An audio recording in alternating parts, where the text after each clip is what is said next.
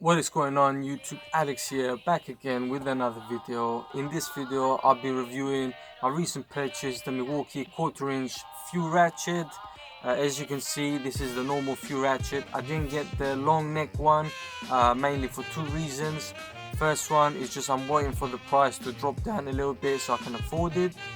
Second reason is, yeah, I do see the point of the long neck, but I also wanted to add the normal Fuel Ratchet into my collections, as you know the long neck is going to have situations which you're going to be better off working with the normal Fuel Ratchet, but then there are going to be situations that you need that extra reach, so I get the point of the long neck as well. I do plan to get that in the future.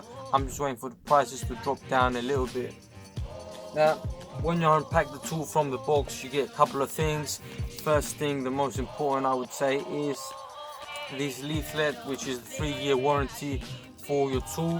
Highly recommend it to register your tool online. Just go to the Milwaukee website. It only takes about 5-10 minutes.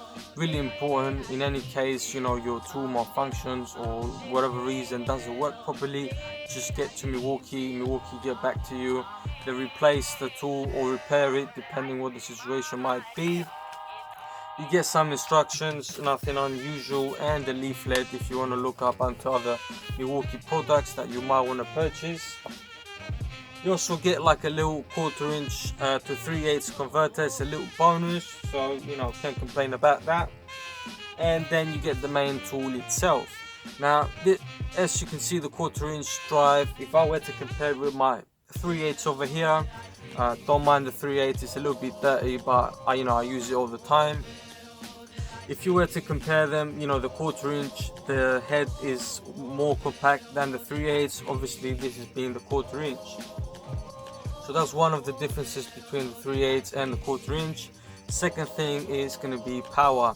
Now the quarter-inch is 54 Newton meters output, the 3/8 is 75.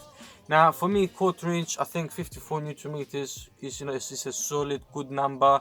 You're not going to be using a lot of power to take off, like I don't know, like 17, 19 mil bolts. Is usually most gonna be 10 mil and 13 mil most of the times.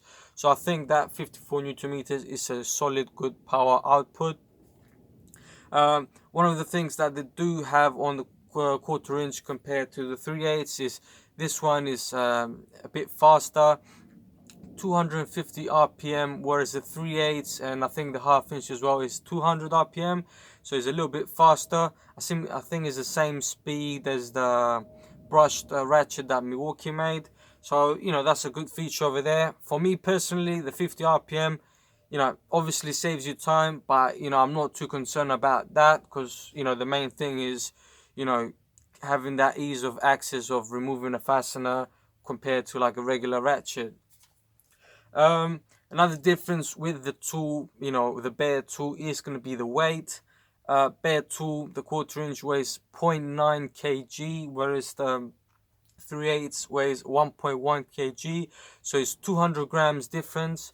But obviously, if you connect that with the battery as well, and you're going to be using the tool for a while, you're going to feel the difference of weight in your hand.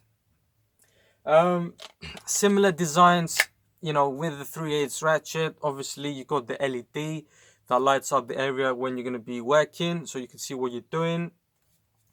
Rubber overmold over here, which I like, that on the handle, so it doesn't slip off you even if you got oily hands. Nice trigger lock over here, so if you're gonna take the tool with you, you put it in the tool bag. Basically you just switch this on and it locks the trigger, so the trigger doesn't get depressed while while the tool is in the tool bag, and then you get to the place, you take out the tool, and then you find out that the battery is drained, so prevents the battery from draining by itself accidentally. Like about that.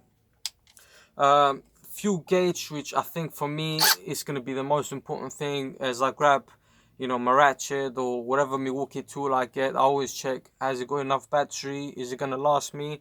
So for me, fuel gauge is a must, because if it's going to be like 2 bar, I'm like, okay, I'm going to charge it, grab another battery. Or if it's like 4 bar or 3 bar, it's okay, it's going to last me, and then carry out with work. Another similarity, same with 3/8 and the half-inch, is going to be the variable trigger. So if you want to go slowly, just start the fastener, like, you know, barely like moving it. It's going to be like this. If you want to go full speed, obviously you're going to press the trigger all the way, and then, you know, just fasten the fastener.